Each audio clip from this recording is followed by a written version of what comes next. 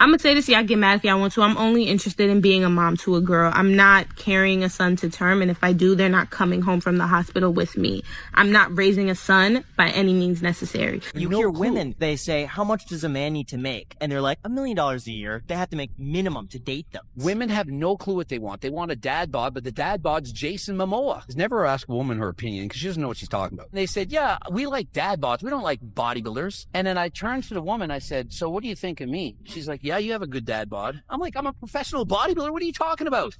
So WNBA players were wearing a t-shirt that reads, pay us what you owe us. Okay, let's do the math. So the WNBA lost $40 million in 2024 and is projected to lose the same in 2025. The NBA subsidizes $15 million of this loss annually. So after the subsidy is paid out, that's still $25 million in losses. You have 144 players in the WNBA. That means it's $173,611 per player. The average salary of WNBA players is $147,745, way too much. Meaning you'd have to take a full pay cut to reduce down the $173,000 in debt that all of you owe, and then you would have to pay out $28,836 just to play in the WNBA to be at break even. Nobody owes you anything, but actually all of you owe $28,836. That is so tough.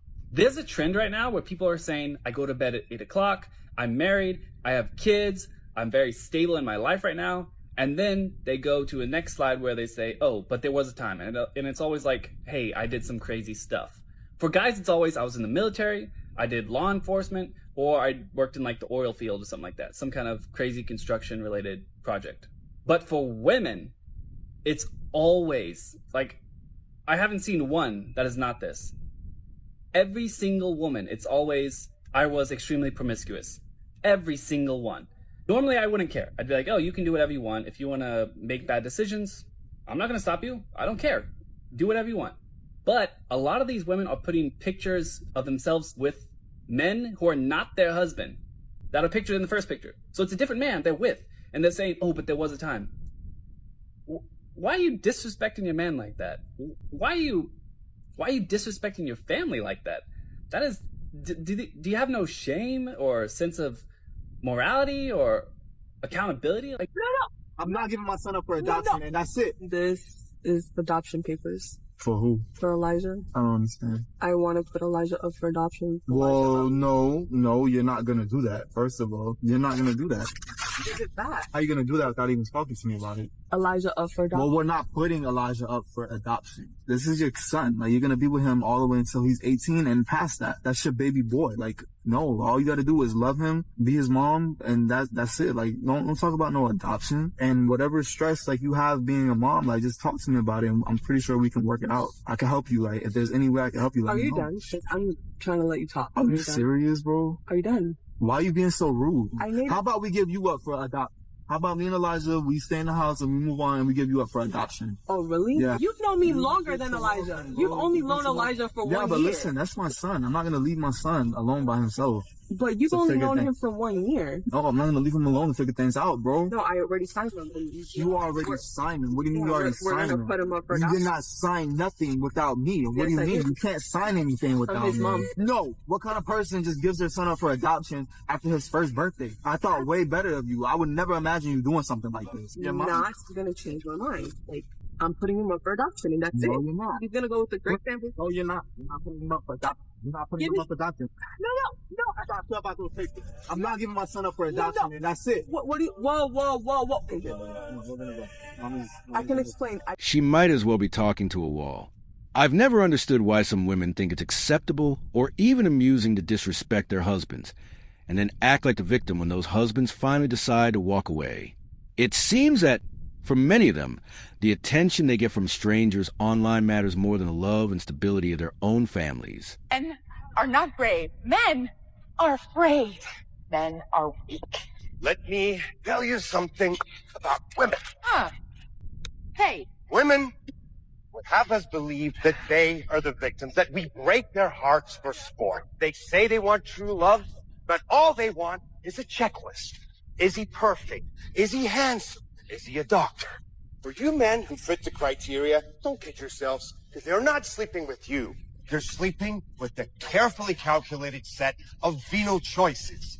Money over substance, looks over soul, polish over principles. No gesture, no matter how real or romantic, will ever compensate for a really impressive list of credentials. That's the ugly truth. A girl in heat for two guys will always choose the one with the better resume. A man with money is expected to share, but a woman with money is told she doesn't need a man. Same income, totally different rules. Let me explain before you get mad. In our culture, men are taught from day one that if they're not earning, they're failing. If they can't provide, they're not real men. If they don't pick up the check, they're broke or stingy. A man's value is often reduced to his financial output. Now flip the script. When women become successful, we don't expect them to carry anybody. In fact, we celebrate it as a form of freedom. Yes, queen, you're independent. She doesn't need a man. He's expected to provide, but she's expected to escape. Because if we really want partnership, then we need to stop placing all the financial burden on one side, while celebrating freedom on the other. Well, if they're that old and they still want younger girls, there's also a problem. Let's say if he's 40, dating a 20-year-old, would that be weird? It's pushing it. Pushing it. 100%. You should have morals as men and as women. There we go. So where you do not look at women under a certain age or at that point because it's just morally. Okay, so you think it's immoral. Who agrees with her? Show of hands. I don't really know.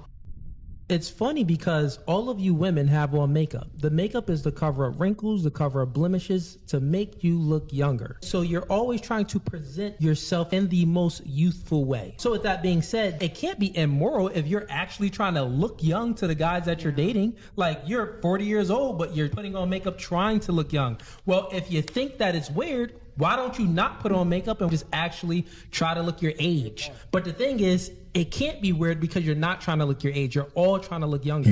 He's absolutely right. These women claim it's immoral, but many of them were dating older men when they were younger. The truth is, their issue isn't really about morality. It's about competition. They know they can't compete with younger women anymore. So instead of accepting that, they try to shame men into choosing them by framing it as a moral issue. Because this is super vulnerable for me and I'm a pretty open person. But earlier this year, I told my husband I wanted a divorce. And this would probably shock a lot of my friends and my family because I hadn't told anybody, okay? I walked myself through the logistics of where would I live, how would we split the time with the kids, who gets a dog, where all of those things. Okay, so where would you live? Who gets the time with the kids? Who gets the dog? Do you have a job? Or are you expecting this husband that you're planning on leaving to foot the bill for this? Okay, had a full breakdown. I feel like I have been searching for something in my relationship that we don't have for the whole time we've been married, which has been 10 years. Pause. So you've been searching for something in your relationship for 10 years, right? Why did you say yes? Why would you say yes to a marriage? You just wanted the title of a wife, but not the duties of a wife. That's why you said yes. And then did you even talk to him about what you were looking for? Because I'm confused on what you were looking for. There is not a single thing about my husband in and of himself that I do not love. Let me be very clear about that. He is the most self-disciplined, loyal, hardworking, good person that you could meet on this planet. And that is probably the reason, that is the reason why I have not left. There is nothing about your husband that you do not love, but yet you are searching for something. Just finish. Our relationship and what my expectations are for my marriage and what they always have been are not met, right? Which I don't know if anybody's are. The reason that pushed me to even bring up divorce and talk about it. Okay, so he is disciplined, he is hardworking, he helps you with the kids, he married you, but your expectations of what you want your relationship are not met. What the else is there to do? What else is there to do? I am so confused. Like, is there something I'm missing? Because girl, you done named everything he's supposed to be doing. And what the are you doing to contribute to the relationship? You think that maybe you ain't meeting all his needs? I don't know. It seems like you are trying to be a victim when it seems like you're in fact the villain. Because the fact that I feel like I can't be myself with my husband. And it's really confusing because I'm 32 years old. I am a mom of 3 and I still don't know who I am. So for me to be like, oh, I can't be myself or you don't love me for who I am isn't really fair because you can't be yourself with your husband. Who the f*** are you? And why are you hiding it from your husband? Who the f*** are you, an undercover stripper? Are you a fucking waitress? What can't you do with your husband? This is confusing. And you're 30, what you said 32, girl, you look 40. You need to stay with this man. No, you don't even know who you are, but yet you expect him to know who you are? Girl, be so for real. All right, so needless to say, this girl is highly confused. She is living in an alternate universe. When she gets out here and she realizes that these men are not playing with her, her husband's gonna take her back for sure. He's gonna take her back. She's gonna rip around the streets, get ran through, all this other stuff, and see that the world is not a nice place and that she should have stayed at home with her husband. It does not make sense. Like what you said, you are literally just a fucking villain. That's it. You are that. Notice how she conveniently avoids mentioning what expectations of hers he supposedly failed to meet. That's not by accident, and it's not because she's clueless. She knows exactly what she's doing. She just doesn't want to admit the real reason she filed for divorce, because doing so would make her look like the bad guy. I genuinely hope someone shows him this video, so he can see how the person he trusted truly feels about him. And more importantly, I hope he has enough self-respect to recognize that he deserves better than this kind of treatment. Would you mind telling me the quick story of how you first met? I was chasing her for years. Yeah. She didn't respond, but I never gave up. Now, I know some of y'all gonna be like, what's wrong with that response? He was just persistent. Listen to the reason. What made you respond eventually? I got older after a while, and I was like, you know what, it's time to go. The egg's gonna get scrambled after a while. I don't even know how he just sat there. I would have hit that phone with one of these. Her 3-year-old child. And the worst part about this is she gave him a chance finally 6 years ago. He was chasing her 5 years before that. After all that persistence, her reasoning for getting with him was, well, I was getting older. The eggs are about to get scrambled. I'm gonna let y'all know right now, that's how you'll be able to tell if I'm in a hostage situation. If I'm on camera standing and smiling and a lady says, well, you know, Ryan was just chasing after me for years and I just finally gave him a chance. Call 911, call SWAT, call the FBI, call CIA. I've been kidnapped and I'm being held against my will.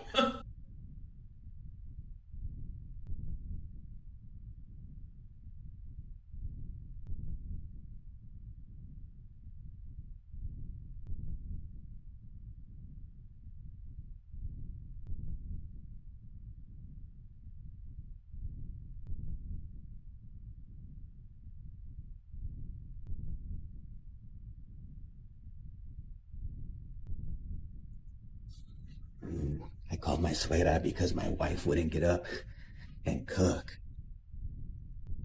Hola, mamá, ¿cómo estás? Bien, ¿y tú? Dile Bien. Allá, on the couch. Ay, esa niña, siempre me tienes que... I know. Betty, ¿dónde estás? Hi, mija. ¿Qué estás haciendo? Estoy viendo la novela, mamá, las hijas de la señora García. Ay, Leti, por favor, me tiene que hablar Yasha para que le puedas cocinar. It's time to get up and cook. Qué bárbaro. Es que estoy viendo la novela, mamá. Híjole, parece tú floja. Párate, vamos a cocinar, vete a cocinar. O yo lo cocino. ¿No lo veas así? Híjole. You see her, hija, ma? Thank you for watching. If you found this video insightful, I'm confident you'll enjoy the next one even more. I'll see you there.